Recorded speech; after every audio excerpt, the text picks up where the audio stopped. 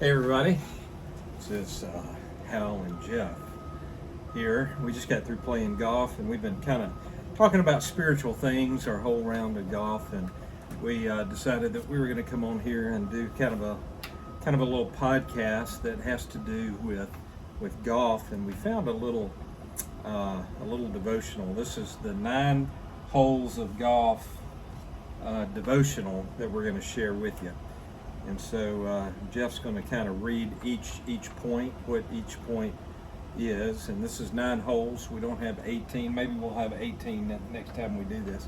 But this is the 9 holes of golf podcast, devotional, life lessons kind of thing. So start us off, Jeff. What's hole number 1? All right, so hole number 1 is the tee shot. In parentheses, beginnings matter. Right. The lesson here is that every round starts with the first shot, and life starting with God sets the tone.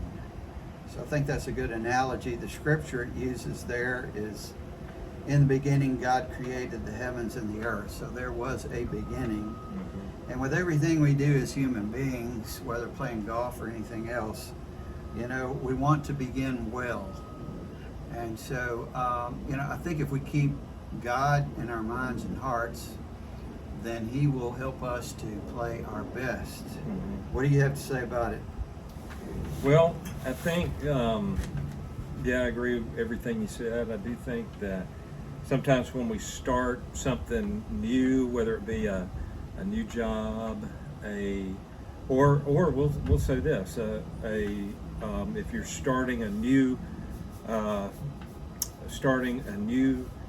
spiritual discipline, maybe you're beginning, maybe you haven't had a devotional life in a while and you're starting fresh again, it's important to begin well, have a plan, and just know that, God. Doing construction. Goodness gracious, yeah. They're clearing a bunch of stuff over there. Good grief.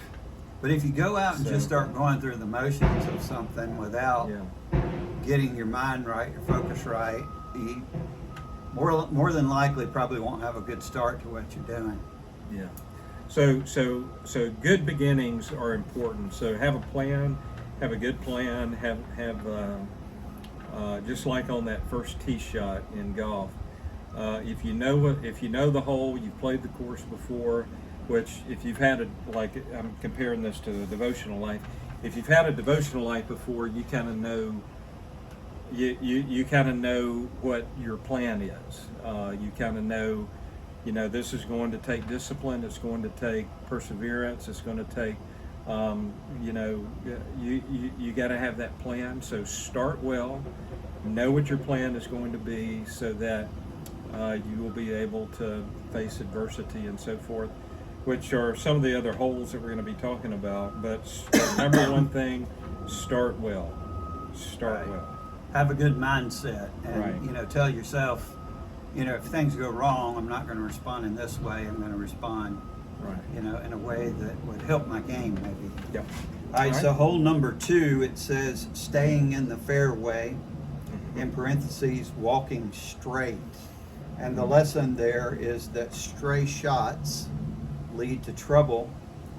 So staying on the narrow path avoids the hazards. The scripture that goes along with that is Matthew 7:13 through 14. Enter through the narrow gate. Small is the gate and narrow the road that leads to life. And so, whatever we're doing, we got to know that there's boundaries to that. And to stay within that boundary is what we need to be doing, even when the fairway is really narrow. Yeah. And, we shouldn't let that deter us from trying to do our best. Right. Straight is the gate, and narrow is the way that leads to life. So it's important in golf to hit the fairway. And because when you don't hit the fairway, there may be water on one side, there could be woods on the other side, there could be sand traps and all kinds of other things that you have to deal with, and you could lose your ball, you could get off track, you could get in the rough, and it could cause you to have a bad shot if your club gets stuck in the grass or something. So seek to stay on the fairway, and that the same thing in life is straight is the gate, narrow is the way that leads to life. So we need to seek to strive to play the game of life from the fairway, not from the rough, not from the hazards. Yeah, and I would say that older people, seniors that have been playing golf for a long time, they might not hit the ball very far, Yeah, but it that's a good seems point. like they have figured it out. Just hitting it easy, nice swing, they can stay in the middle of the fairway. Mhm. And that is a good approach to playing golf. It's a good approach to life, because we're not trying to kill the ball. We're not trying to impress people. We're trying to get to the hole in the least amount of strokes as possible. Yeah, you reminded me of something as you were talking about that. I remember an old Methodist preacher that I used to play golf with some. He's passed away now, but J.C. Hubbard. Do you remember J.C. Yeah, Hubbard? I remember him. Sure I've did. played golf with him several times, and he's kind of a short guy, little guy, and but boy, he loved to play golf, and he did not hit the ball long, and this was back in the days. This was 20 years ago, we'll say, when I was trying to grip it and rip it on every hole, and sometimes I would be straight down the fairway and long, and a lot of times I would hook it off in the woods or slice it that way or whatever. But JC, he was consistent with his strokes, and so he didn't hit it long, but he hit it straight, and he hit every fairway, and so consistency in life is important. And I think that's the humble approach to it, because sometimes Yeah. we want to kill it And when to we make do, ourselves look good. right. But in the middle of the fairway is the best way to go, even though it Yeah. may not be the longest shot. So Yeah. hole number 3, it's the rough. Mm. Trials and challenges. The lesson there is that sometimes we land in the rough, but perseverance leads us back on course. Yeah. The scripture there is, consider it pure joy whenever you face trials of many kinds. James 1, 2, and 3. Yeah. Hitting it in the rough is not fun, but it makes you appreciate all the good shots that you make. Yeah. Yeah. And yeah, nobody wants to hit it in the rough, because the lie is usually not very good. You have a less chance of hitting the ball correctly. So it does require a lot of thinking, a lot of focus Mhm. to get it back in the fairway where it needs to be. Yeah. Yeah. When we hit in life, when we get in the rough. So on the golf course in the rough, you have to come up with some very creative shots in order for your next shot to be good, and so that can be challenging. Your stance may be off. You may not be on flat ground, and so you may have to 1 foot above the other or below the other. You may have to choke up on your golf club. You may have to do a lot of things, but in other words, sometimes you have to get creative when you get in the rough in order to get back on the fairway. And I think sometimes in life it's that way too. We get in the rough. We have a setback of some kind. Let's just say we give into temptation and sin, right? And so that puts us in life in the rough. And creatively, we've got to get back on the fairway. What's the scripture verse? Consider it pure joy. Yeah, when whenever we you face various trials of many trials. kinds. Right. And so when we get back on the fairway, we can look back and say, well, I was in the rough, but now I'm back on track. And once we have that good shot, you know, we are feeling much better about things in life, and that can bring joy back into our life. Right. That leads into good to number 4, hole number 4, which are hazards. And the parentheses there is avoiding sin. The lesson is there that water and sand traps represent temptations. Better to steer clear than risk sinking. Right. And, you know, I can't remember what hole it was we played today, but there was sand traps on the left and water on the right and a narrow fairway. And so just seeing that can cause you to feel more anxious about what you've got to do, because you've got to go in the middle of that. And so those things on the right and left could be temptations that could make your golf game worse if you focus too much on those. Yeah. I think the goal there is to focus on what you've got to do, the fairway, and less focus on what's going on both sides. And if you do that, I think it will go well for you. The scripture there is that it says 2 Timothy 2:22, flee from youthful passions and pursue righteousness. So those things on the right and left can also be, temptations for us. Yeah. And so we got to keep our mind on what we're trying to do. Yeah. Yeah, and a thought came to mind is sometimes you know, golf is life, and it's a very and this can happen for us in golf, is once you hit in a sand trap, we'll say there's a sand trap on the fairway, and I think you did this today. Several times I was on the beach today. So you hit in one sand trap, and there's another sand trap up there, and you hit from one sand trap to the other sand trap, and you just skip the fairway altogether. And I say that to say this, is that sometimes when we do sin, we go from one sin to the next sin to the next sin, and it's hard to get out. That's right. It's hard to get out. But if we focus and we stay focused, and rather than trying to say crush a shot from the middle of the fairway to get on the green, that's probably not going to happen. But if we focus on just getting out of the sand trap, just getting out of the sin, and getting back on track, back on the fairway, then we have a better chance of making it. So when it comes to sin, it comes to when we do give in to temptation, when we do give in to sin, let's focus on getting out of that rather than not have a plan, have a goal. Let's get out of this sin cycle, this cycle of going from one sand trap to the next sand trap. Let's get out of this sin cycle. Have a plan about that, so that we can get back on the fairway. You know, and it may take a baby step.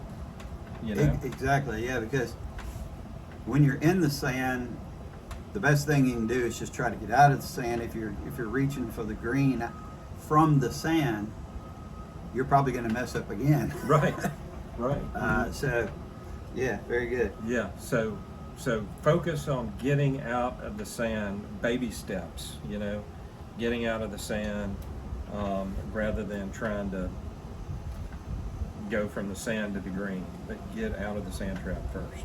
And then hole number 5 is the approach shot. This is generally when you're doing chipping. What it says there to do is focus on the goal, the task you have at hand to do. And the lesson is to keep your eyes on the target. Today, I wasn't sure if I was aiming right towards a flag, so I got Hal to look behind me to make sure my my feet were lined up correctly, and so that I would be going. I'm more likely to hit the target if that's the case than otherwise. So yeah, and in life we need to fix our eyes on Jesus. He is the goal of our spiritual life, and the author and perfecter of our faith, according to Hebrews 12:2. The approach shot. So for me, the most difficult game, the thing I struggle with the most in golf is my long and medium irons. So I can drive the ball fairly well. I chip and putt pretty well, but when I'm hitting that 4-iron, that 5-iron, maybe a 3-wood from the fairway, those approach shots are the most difficult things.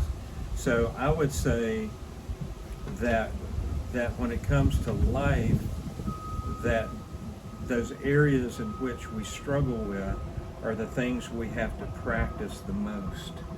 So if I was going out to the range over here, I would practice those things that I struggle with the most. So instead of pulling out my driver or going to the putting green, first of all, I think I would pull out my 3, 4, and 5 irons and work on those so that my approach shots would be much better.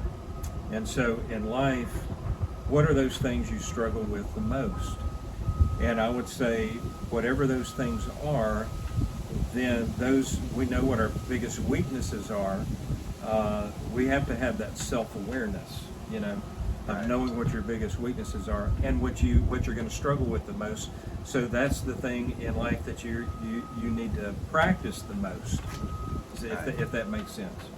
And another thing which I think goes along with this is we can do everything right. Our stance, our grip, our swing, follow through can be perfect, but if we're not focused in the right direction, if we could hit the ball perfectly in the wrong direction. Right.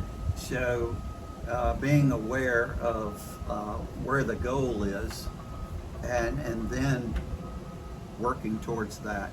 But sometimes we get too focused on how we're supposed to do this and that, and we're not even aligned correctly to go to the green or the hole. Yep. All right. Hole number 6 is the green, and in parentheses it says patience and precision. This is where it really counts. The lesson there is putting takes patience and a steady hand, just like walking with God daily. Yeah. It's something that we don't need to do willy-nilly, but we need to have a lot of focus as we do that, and then start a routine. Once you get in the routine of doing everything correctly, it becomes a lot easier. But if we do things different every time, especially in playing golf, then you're not going to know what you need to correct. If you do things consistently with focus and you make mistakes, then you know what you need to change. But if you're completely inconsistent, you're not really learning how to be better at the game. Anything to add to that? Yeah, it's one thing to you want to get on the green in as few strokes as possible, all right? But once you're on the green, you don't want a 3-putt either. And so once you're on the green, you have to have a plan. That's where strategy comes in mind. That's where you're close to the hole, but you have to be able to read the green just right. Yeah, you have to have a vision in your mind of what's going to work. Yeah. And so you study the green, the landscape. Does it have hills? Is it going to break this way or that? if you can't visualize that, then you're Yeah. probably not going to have a very good putt. Right. And where there is no vision, what happens? The people perish. Where there is no vision on the green, you're going to three putt. So That's right. So you got to have a vision. Once you get on the green, that's where, you know, real strategy comes in mind. Studying the grain of the grass. I mean, even if the grass is going, or the type of grass, if it's Bermuda, or if it's bent grass greens, you know that's going to be fast. Bermuda is going to be a little bit slower. So you have to know you have to be able to read the greens and study them. You know, so you don't wind up three putting. And what was the scripture? The scripture was, "Be still before the Lord and wait patiently for Him." Psalm 37:7. Yeah, and patience. Don't rush yourself on the green. We got to have patience in life. Come up with a vision, come up with a plan, and have patience in order to carry out that vision. Yeah. The pros kneel down behind their ball to see what direction the landscape is moving, and so they have learned how to use that vision they have to play the best they possibly can. Right. Then we have hole number 7, which is the short putt, in parentheses, finishing well. Finishing well. I think I made about 2 or 3 pretty good putts today. I played probably horrible in other ways and inconsistent, but those putts that I made, I was very happy about. The lesson there is don't take the easy parts of life for granted. Stay faithful in the small things. Yeah.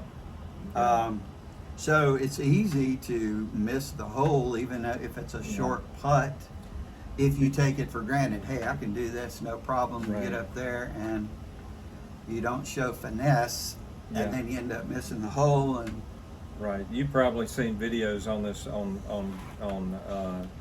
golf bloopers before, where a pro golfer, Tiger Woods, you know, Scotty Scheffler, Tyson DeChambeau. We talked about him several times because of the way how straight he keeps his arm when he putts. We talked about, but you know, when you've probably seen this, when they get on the green, they have a 2-foot putt and they miss it.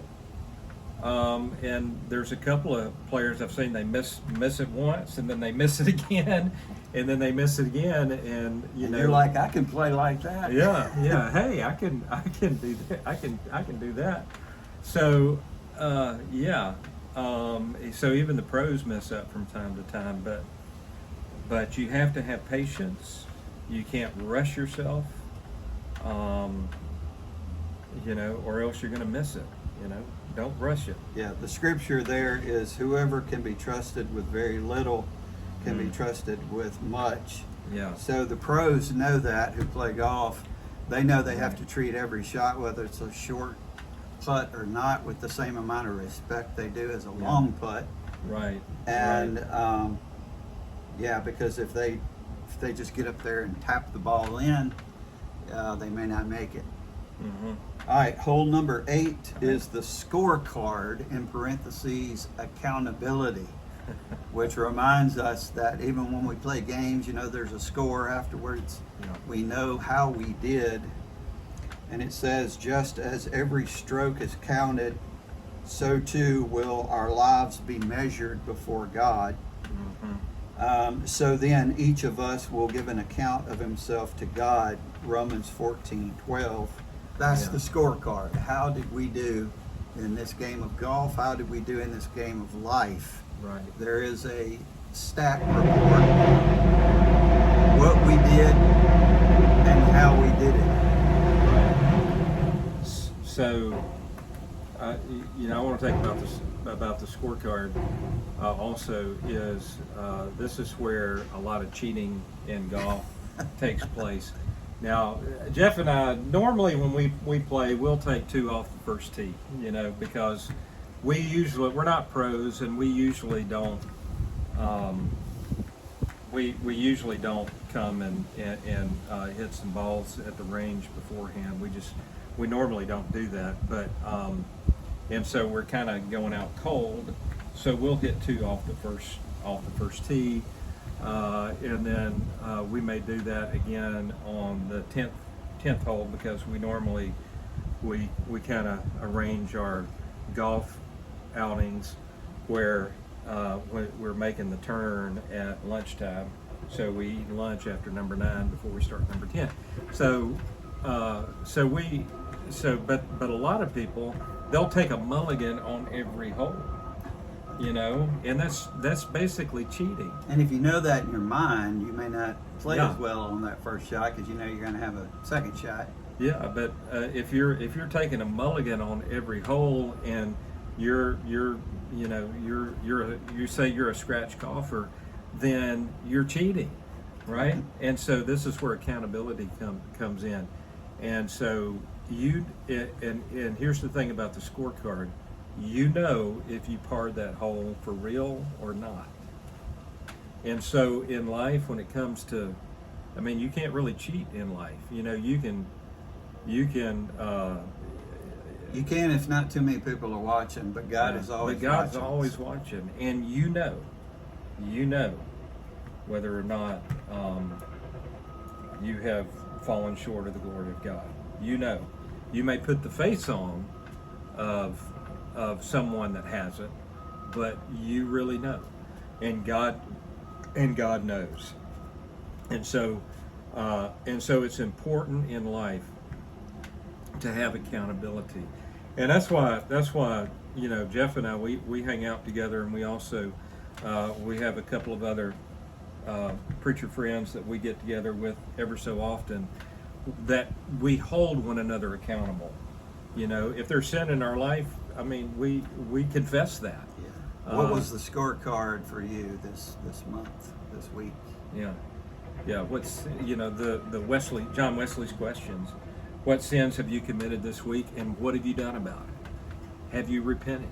So accountability. Yeah. And sometimes we give excuses when we talk about our mistakes. There's accountability. Then we have the very last one is hole number 9, the clubhouse, which is finishing the round. The lesson there is that at the end of the round, golfers gather to rest. One day we'll rest in God's presence. Mm-hmm. Scripture there is, I have fought the good fight, I have finished the race, I have kept the faith. And people who play golf, they have to have faith that they're eventually going to make it in the hole. Their ball is eventually going to get there. It may take more strokes one day than another, but you have to believe that you're going to get there. And so you celebrate. Even if it took you more strokes to make it into that hole one day than another, you celebrate that. And one day the game is going to be over, the game of life, and hopefully we're going to gather together and celebrate our victories. And what do you have to say to that, Hal? Yeah, I'm thinking sometimes when we get to the clubhouse, and what do we do? What do we talk about when we get to the clubhouse? Man, that drive on number 18 was the best drive I had all day. Or that putt on number 16 for birdie. Man, that was something else. So we celebrate the wins, when we get to the clubhouse, and sometimes, but once we get to the clubhouse, we can even those defeats, even those those 3 putts, we can laugh about it, and we can learn from it. I can't believe I 3-putted, whatever green. I can't believe I 3-putted. And so we can laugh about it then after the fact. I'm not saying we laugh at sin or anything, but we can learn from our mistakes. In the clubhouse, we can learn from our mistakes. But once we get to to the final clubhouse. You know, once we get to heaven, you know, you know, all sin is going to be passed away. You know, and the only thing that we're going to be able to celebrate is our relationship with Christ, and that's going to last for all eternity, and that's truly something to celebrate. All games must come to an end at some point, Yeah. which is a good thing. Yeah, including the game of life. And so we celebrate our victories. And the thing about golf, especially for me, is I'm an amateur golfer, right? I make mistakes all the time. But playing a round of golf, I usually do something right that encourages me to keep wanting to come back. keep playing this game of golf, because I know I'm capable of better. And so yeah, very, very important. Yeah. And you know, that's the way it is in the Christian life. Sometimes we are unsuccessful in making disciples for a period, and then all of a sudden we hear somebody say, you know, I'm closer to God because of what you said to me, or the testimony you gave, or what you showed was possible in this life. And so that makes pastors want to keep doing what they're doing. We know we're not perfect people. We're not working with perfect people. But God occasionally gives us this vision of victory and keeps us going. That's right. That's right. You have the victory. We have the victory. What was the verse again? The verse on that is, I have fought the good fight. I have finished the race. I have kept the faith. Yeah, and now the rest of that is, now there's laid up for me a crown of righteousness. And there, if I remember this correctly, a crown of righteousness. And there's one for everyone who loves his appearing. As I think that's how that ends. And those who are martyred for the faith, and those who teach, draw people close to God, those who evangelize and help win souls. You know, we tend to forget about that in life sometimes, but God hasn't forgotten. And when we get up to heaven one day, I think He's going to remind us of, hey, this person's here because of what you helped them do in life. Right, that crown of righteousness, yeah. So, and heaven is a reward in and of itself for those who are faithful and endure to the end. Right. So let's keep the faith, keep enduring, and may we endure to the end, so that in the end we get to enjoy the ultimate fruit, and that is heaven itself. Yeah. Being in the presence And of God. course, Jesus, you know, He's the ultimate treasure for all of us. That's right. And He helps us do the things we think we cannot do. All right. Very good. So hope y'all got something out of that today, and sorry for the noise out here. I hope that wasn't too much of a distraction. But God bless y'all. Have a great rest of the day, great weekend. And let me say, if you like this kind of content, let us know. We'll keep doing this kind of stuff. yeah, We do a lot of things together, me and Hal. We hunt, shoot guns, play golf, different stuff. So let us know if you like this, and we'll continue pouring it out to you. yeah. Because every time we go do something, we talk about spiritual things, and we think we need to make a podcast. We need to make a devotional about that. So I don't know what we'll do next, but stay tuned. All right. All right. Have a blessed day.